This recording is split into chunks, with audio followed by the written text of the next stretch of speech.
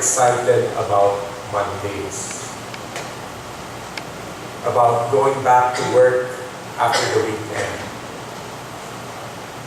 You know, for us pastors, it's the other way around. We're excited for Mondays because Mondays are day off. Okay? But I'm wondering, are you excited about going back to work?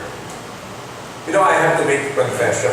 That when I was still working in the bank, I actually dreaded going back to work on Mondays on certain seasons. And the reason is because of something called SMONDAY. The moment when Sunday stops feeling like a Sunday and the anxiety of Monday kicks in. SMONDAY. Why? Because I knew I would be overwhelmed with the number of phone calls I had to make to clients. You see, I worked in a rather big branch. I worked in Caloocan in RCBC, Grace Park. And there were 30 employees in our bank. And we handled literally hundreds upon hundreds of stores, okay? Our clients who own stores, businesses. And when they issue checks, they would be issuing checks, in the total of the hundreds. So more than 100, 200, or maybe sometimes 500 checks are being cleared. And many of them are drawn against insufficient funds. So, they issue the check first, and then we call them up, then they come and deposit. Okay, that was the system back then. Nowadays, you cannot do that, right? Nowadays, the check is automatically bounced. But back then, it was my job to call them up and tell them, hey, you need to deposit money into your account. Or else we need to return your checks, we need to bounce them. And so I would be doing these phone calls on Monday. Why? Because usually people, I don't know why, they deposit a lot on Fridays. Right? They issue checks and then they deposit on a Friday. And so I would probably be making around at least 40 to 60 calls in the morning, just telling the client, hey, you need to make your deposit. And sometimes I need to make a follow-up call. And it means more phone calls. And sometimes I end up doing nothing for almost the whole Monday. All I'm doing is calling clients up, telling them, hey, you need to deposit. And then I will follow up and say, have you deposited already? And so that's why sometimes I dreaded Mondays. Because you have to deal with makukulit na clients. Or people that still need to be prompted to deposit. They should have known that I've issued this check, I should have deposited. But then in the many years of walking with God, I've learned to treat the workplace as being something that matters to God, and that Mondays are not supposed to be dreaded, but they're to be treated as new opportunities for us to live for God, to do what pleases Him in the normal course of life. For most of you, that would be a Monday. For me, and for the pastors in the church, that would be a Tuesday. And so, I had to repent of that wrong attitude, that wrong perspective regarding work, and regarding Mondays or Tuesdays. Now this morning, we are concluding our Transformed Message series, and we're looking at the area of vocational health. Now this word vocation is usually defined as being the work in which a person is employed. That's the meaning of the word vocation. It's just another way of saying a job. What's your job? However, the word has its roots in Catholic Christianity, and it often points to a divine call. A divine call given by God to a person. And usually, the word vocation for the Catholic means a divine call to enter into the religious life. That means to be a priest or a nun. And so when you hear a Catholic says vocation, that's their idea. It means to enter into the religious life. Or to be in our lingo, to be full-time. However, the Protestant Reformation changed this narrow view of vocation. And now vocation includes all kinds of work. All kinds of work as being equally divine. In other words, whether you work as a lawyer, as a teacher, as a businessman, okay, or an employee, all of these are divine callings. God has placed you in those positions. God does not call everyone to be a full-time Christian worker, working in the church or being a missionary or being in a parachurch organization. He doesn't call all of us to do that. He calls many of us to go to the workplace. He wants many of us to be involved in either office work, to be in business, or to engage in manual labor. Or for those who are still young, of course, to study. But what is of prime importance is that wherever God places us, He wants us to glorify Him. And He wants us to be witnesses for Him. Now there's one fundamental truth that we just need to remember before we look at today's passage, and it is this. Very often we think of work as being a curse, as if it is the curse that God has placed upon humanity when Adam and Eve sinned. Okay? But this is a wrong reading of Scripture. Because if you read Genesis chapter 1 all the way to chapter 3, and you read it carefully, you will discover that even before Adam and Eve sinned against God, God had already given them the task of caring for the garden. Remember what did God commission them? He says, go forth and multiply, and then tells them also, take care, okay, or steward this world. In fact, even before God made Eve, Adam was already tasked with giving names to the animal. Okay? So work in itself is not the curse. Instead, what was cursed was the ground that man had to work with. Okay? This means that work was going to be difficult for Adam. And it's true even today. Work for us is difficult. It's difficult because of certain conditions, certain situations. But work in itself is not the penalty of sin. So do not treat work as being a necessary evil, that I need to work so that I can get money, okay, so that I can survive. No, work is not evil.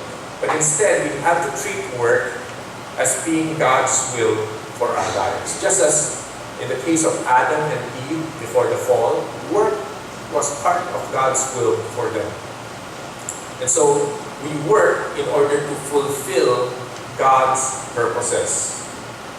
And so that God will also work in us and through us. That's the idea behind work. So don't dread going to the office. Don't dread doing work, because God intended it to be part of our life. Now this morning we're looking at a very familiar story. It's the story of David's battle with Goliath. However, I don't want to focus that much on the battle itself. But I want for us to look at how God was preparing David for the battle through his everyday experience, in his work, in his vocation as a shepherd. And from this story, we can pick up some important lessons that we can apply to our own situation in the workplace. And I hope that through the story, it will help us improve on our vocational health. Let me begin by setting the scenario of our story. As you read 1 Samuel 17, you will find that the Israelites and the Philistines, they were preparing to fight each other. The forces of Israel were occupying one hill, the Philistines were occupying another hill. And then, in between them, there was this valley. Now, none of the combatants were advancing against the other. So, they were just up on the hill, staring at each other. And so we could say that this was sort of a stalemate because no one wanted to go down first to the valley, because whoever went down to the valley first would surely lose the battle. Okay? Because there's this thing called positional advantage in warfare. The person who's on top has the advantage over the one below. And so no one wanted to make any first move. Eventually, the Philistines sent out their champion, Goliath. And Goliath challenged the Israelites to send someone from among their ranks, a representative, and they would have a one-on-one contest. Goliath would represent the whole army of Philistia and of course the nation, while whoever represents Israel represents the country and the army of Israel. Now, if Goliath wins, what happens is that the whole nation of Israel becomes their slave, the slave of the Philistines. Otherwise, if the Israelites won, Philistia becomes the slave of Israel. So that was the challenge given by Goliath. Now, when you read the description of Goliath, you knew he was intimidating. According to the Bible, he stood something like slightly above 9 feet. Okay, slightly above 9 feet. So that's even taller than the tallest basketball player. Okay. Tallest basketball player right now is probably 7'5", 7'6" in the NBA. So this guy stands 1.5 feet taller. Okay, so he doesn't even need to jump at all. He just holds out his hands and dunk the ball every time. Okay, he's that tall. And then he was fully armored and armed with a heavy spear. And then he also had a sword, which was not mentioned at the start, but we knew that he had one because David eventually killed him with that sword, or chopped off his head with that sword. And he also had this massive shield that was carried by an armor bearer. And so when the Israelites saw Goliath, they were fearful and they were dismayed. And so Goliath would challenge and taunt the Israelites every morning and every evening for 40 days. And every time the Israelites heard Goliath speak, they probably sank even deeper in fear because they had no one who was courageous enough to go out and fight the giant. So imagine that you hear the same thing for 40 days, 2 times a day. That's 80 times. Okay. And every time you have no response, you cannot send someone out, or you have no one willing to go out. So definitely you sink more and more in fear and in despair. Now as you go through the story, you then read about David. David was sent by his father to bring some supplies to his 3 eldest brothers. Now, his 3 eldest brothers were serving in Saul's army. Now, David was still ineligible for military service. And so he was performing duties like tending to his father's sheep, serving in King Saul's court as one of the musicians. And then he acted as, of course, a courier who delivered supplies to his brothers. Some scholars believe that David was no older than 16 years of age when he fought Goliath. You see, the minimum age for joining the army in Israel was 20. Okay, so some were saying he probably was no older than 16. However, even though he was probably just 16 years old, he would already have been of sufficient age, size, strength, and skill to have killed the lion and the bear that attacked his flock, according to verses 34 to 37. And he would have also developed his skill in playing the lyre such that he was brought in to serve King Saul. And he developed his skill in using the sling, a deadly weapon, which when he placed in the hands of someone who has mastered it, can be a very lethal weapon. Now, while in the camp of the Israelites, when David delivered the supplies, he heard the taunt of Goliath. But instead of fear, he expressed indignation at how this Philistine was insulting Israel and insulting God.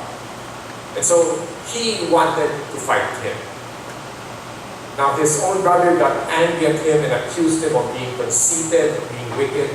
And King Saul even belittled him, saying that you are but a little boy.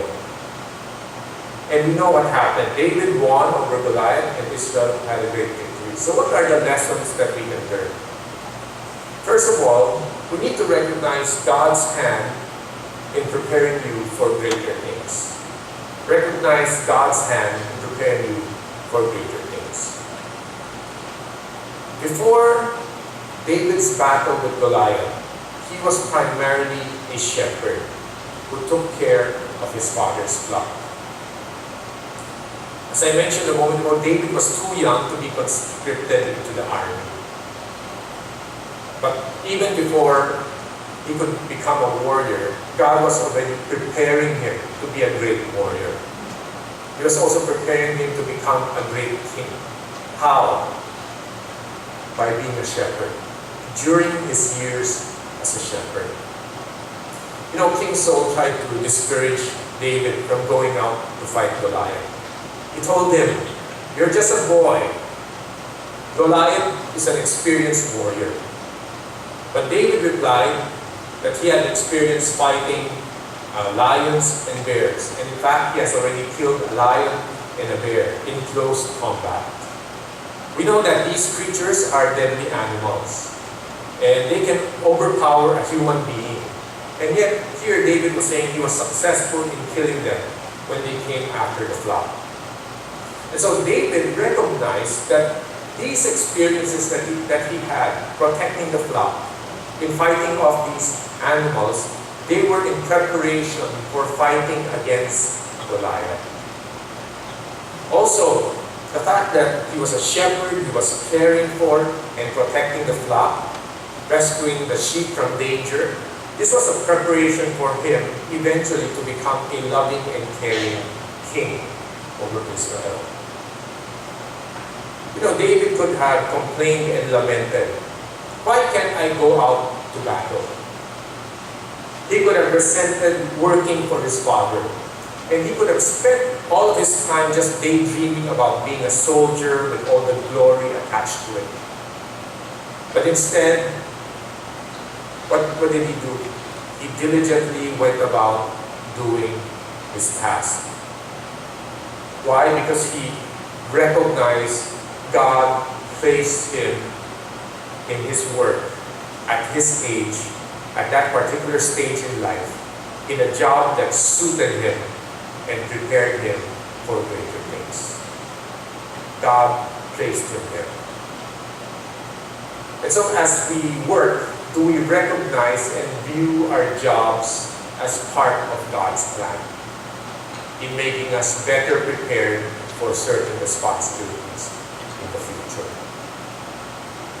Do we recognize that our jobs are part of God's plan? The sad thing is, just like me back then, we often complain about how boring our jobs are, or that it is beneath what we expected after graduating from college. But we need to readjust our mindset and think that God has placed us in our workplace in order to prepare us for greater things. We need to adjust our thinking. You know, sometimes that greater thing in the future may be a higher position in the same company, or probably in another firm, or it could involve your church ministry that will become greater in your effectiveness because of what you're doing now in your current state, in your current workplace. And so have that attitude that while you're here in your workplace, that you want to learn, that you want to prepare yourself for the greater things that God has in store for you. So we need to make an attitude adjustment. that wherever God places us right now, we say to ourselves, I will make the most of it.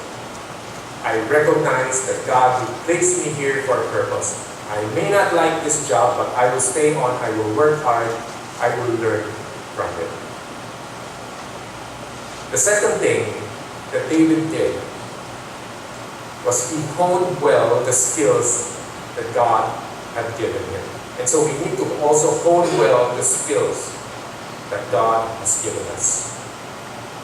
Now, not only did God allow David to gain important experiences as a shepherd, he also gave him the important skill that would be useful for his battle with Goliath.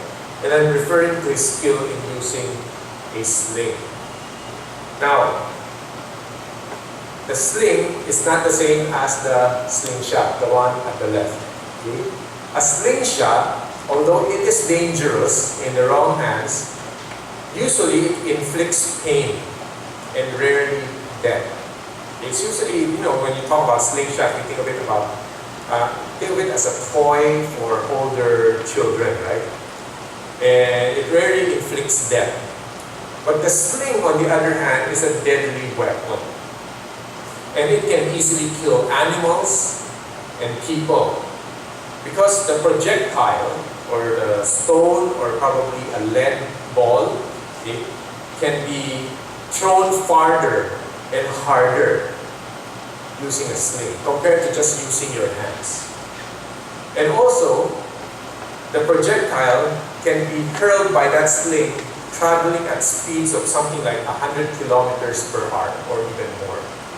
So if you want to imagine how fast that is, okay, go to the highway, try driving 100 kilometers, you'll see, okay, so that's how fast it is, okay, how fast the projectile is traveling. Now, according to Malcolm Gladwell, an inspirational writer, and in his book, David and Goliath, he mentioned that there were people who were so skilled in using the sling that they could kill a bird while it is in flight. Okay, that's how accurate. And in fact, I think in one of the passages in the Old Testament, it mentioned something about the tribe of Benjamin, that many of their warriors were skilled slingers. So David, probably, while he was a shepherd, he probably practiced using the sling a lot while he was watching the flock. And he probably also used it to scare off predators. Now, how accurate are slingers? Let me show you a short video of how a sling is used and how accurate some people are with it. This is a competition somewhere in Latin America where they still use the sling. Can I make the sound?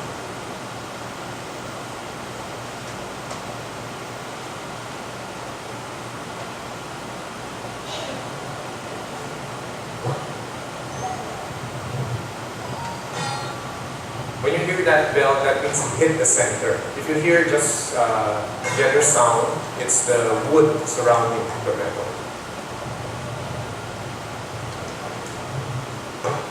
Okay, so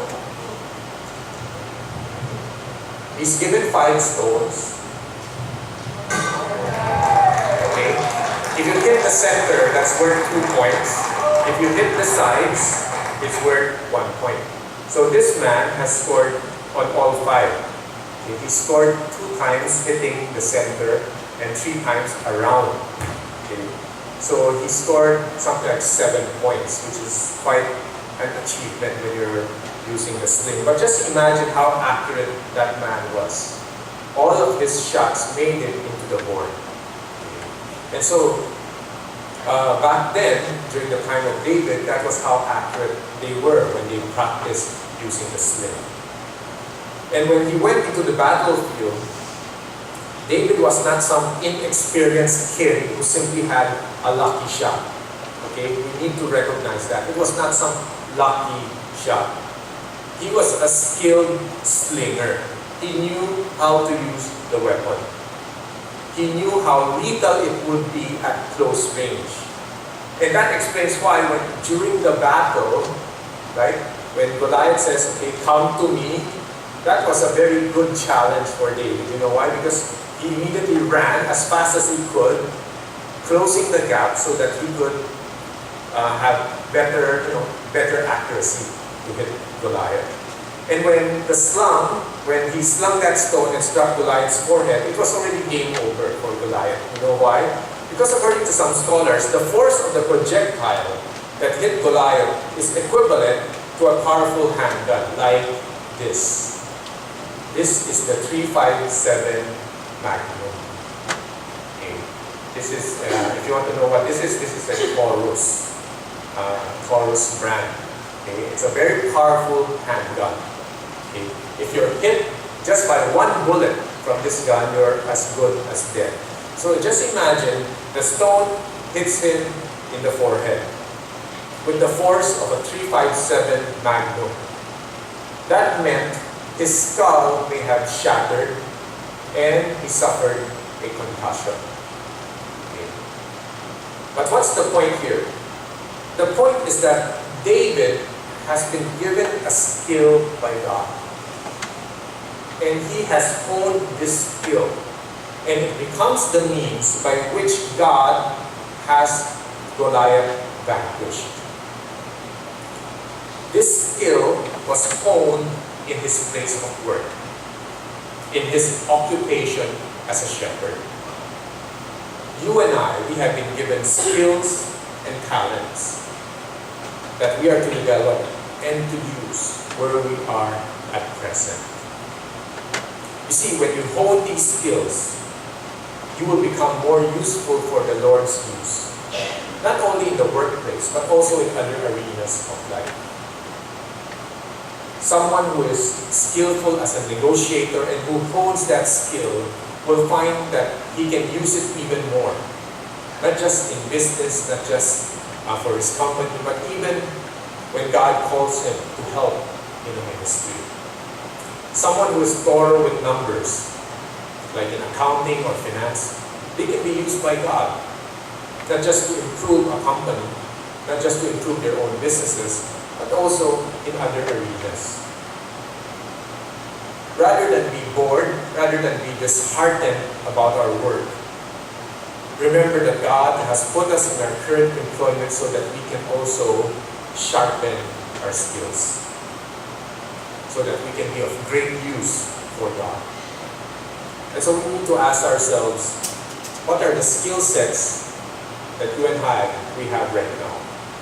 How can I develop them so that I can be a better businessman, a better lawyer, or a better teacher, or a better servant of God? How can I use these skills in serving the Lord and in helping other people? Then thirdly, we need to acknowledge God's help and leading upon our life. Even though David did say that he killed both the lion and the bear, he was quick also to say that it was the Lord who delivered him from the paw of the lion and the paw of the bear. Look at verses 36 and 37. In 36, he says that he has killed both of them. And then in 37, he says, it was the Lord who delivered me. And then he also pointed out, it is the Lord who will deliver him from the hand of Goliath. Here, David acknowledged that God was helping him. That it is God who would help him go into victory. He was not taking any credit for himself. You know, very often, we attribute our successes or our victories in the workplace or in school to our own selves.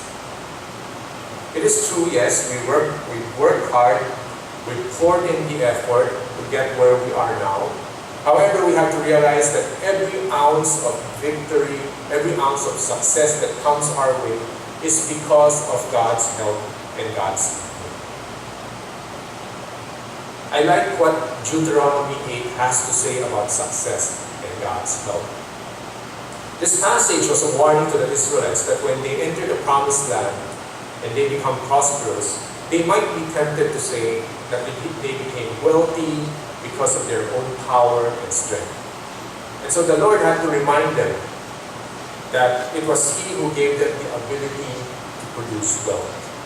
And so here the Israelites were being told that you have to rightfully attribute your success to God. And David was doing just that. He was saying, my past victories, they were all because of God's help. And then he's also saying, my upcoming victory against Goliath, it's going to be because of God.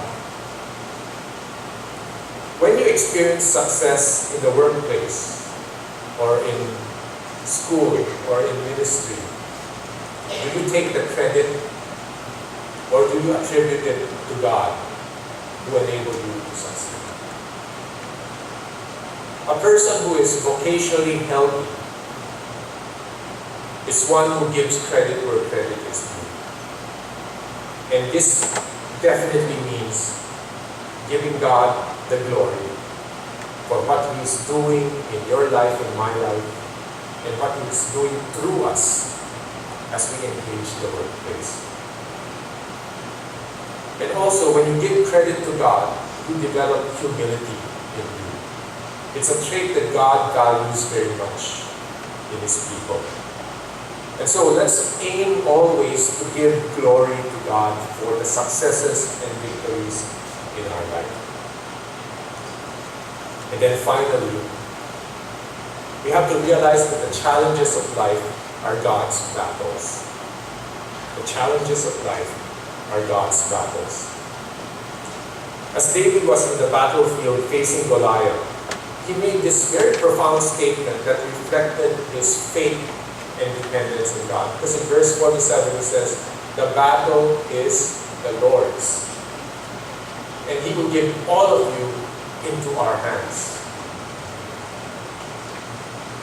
And if you look at the top portion, it said, it will not be by sword or spear that the Lord will save Israel. Instead, it is the Lord who will deliver. Now, from a human standpoint, David was a mismatch for Goliath. Remember, he went into the battlefield, he did not wear any armor. Okay? But this mismatch was the means by which God was the most glorified. David also understood that his encounter with Goliath was not just the battle between two nations. It was a battle for the honor of God, because Goliath had blasphemed or insulted the name of God. And so David wanted the nations surrounding Israel to know that they have a God, and that this God is the one true God who will give them victory. And so the battle went on, and indeed it was the Lord's, as the projectile hurled by David hit the forehead of Goliath. Now, according to some studies, they said that Goliath's helmet probably covered the uppermost part of the forehead, leaving only a very small portion exposed. And the rest of his body was well covered with armor. The fact that the projectile hit him precisely on the exposed spot or part of the forehead, that very small part, is evident that this was the working of God. Okay, maybe to help us imagine this better, try to think about Star Wars, the very first movie, okay, episode 4. Remember the scene where Luke Skywalker flies his ship and he has to fire this torpedo into a very small hole, okay, where the torpedo has to go in and go all the way to the core of the Death Star, okay, which is almost an impossible shot, right? But it happened, okay? The torpedo enters into the dock, the Death Star is destroyed, Luke Skywalker becomes a hero. Okay? So it's something like that, but of course, Star Wars is fictional. This is the real thing. Okay? David hurls the stone, God guides the stone to hit the exact spot. And so this was the working of God. Yes, Goliath was a large target. David probably wouldn't miss. Okay? However, to be so precise as to hit the unprotected part of the forehead was not a lucky shot. It was all orchestrated by God. In the workplace, as well as life in general, you and I, we will face a lot of battles, a lot of challenges. And all of these are opportunities for God's glory, for God's name to be lifted high. And so we need to embrace these challenges with the aim of glorifying God, as well as to allow God to work His way to bring about success and victory. What are some of these battles? Some of these battles will come in the form of temptations. When you are in the business world, there's the temptation to do the wrong thing. Okay? And it's not just something that comes along, once in a while. Sometimes that temptation comes every day. Or is to take the easy way out rather than doing the right thing.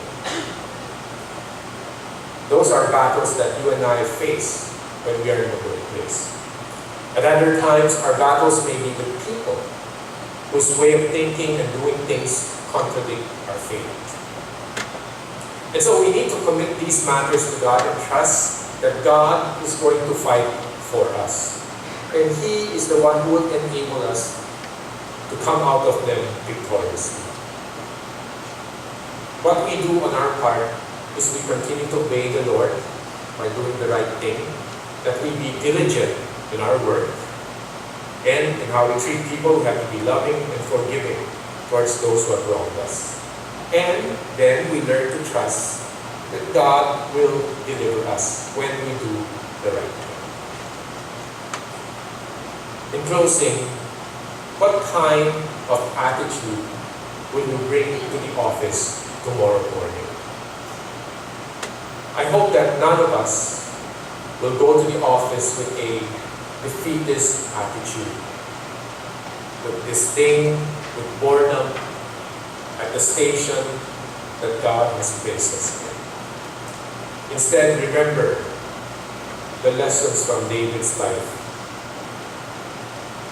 Recognize that God is preparing you for greater things through your job right now. Second, hone your God-given skills so you can become more effective and efficient for the Lord. Third, acknowledge and give credit to God for your victories and successes. Don't grab the glory for yourself. And then fourth, realize that every challenge in life are God's battles. So commit every situation into His hands. To close, I want you to think of at least one truth that you've learned today that you want to apply to improve your vocational health. If you look again at your handout, or if you look at your book, there's that portion that says, my 3-month goal. So maybe you want to think of something that you can apply in your workplace. What is the one truth that I can apply? And what are the action plans that I can formulate from that one truth so that it becomes practical for me? So I'll give you a minute to do that, and afterwards I will close in prayer.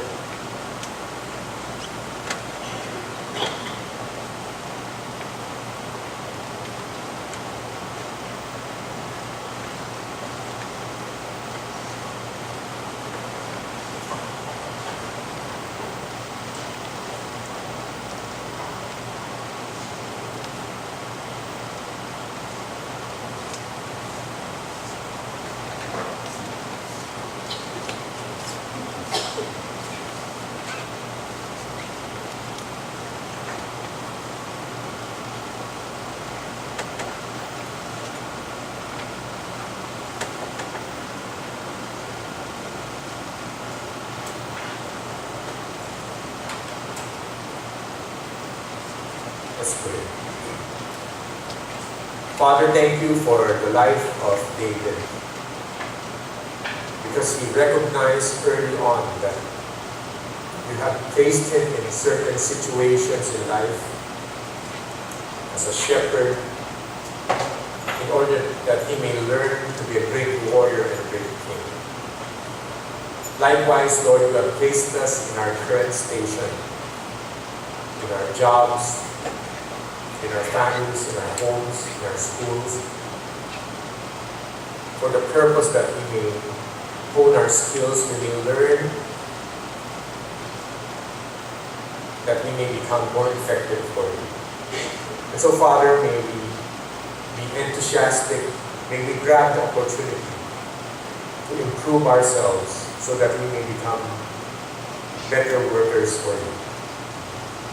And Father, we pray also that tomorrow as we go back to the workplace, may we go back with renewed fervor, that we want to give our very best to you. And we also pray that you will enable us to stand, to withstand the temptations that come our way, and also to be able to love those who may hurt us, those who may wrong us, and may we also learn to entrust all the battles of life to you, knowing that the battle belongs to you. Father, we again commit ourselves to you. Help us that we may bring our faith to the workplace, that we will become salt and light in our offices, in our stations in life, and that others may see your glory, may see your light, and that they will glorify you. We pray this in Jesus' name. Amen.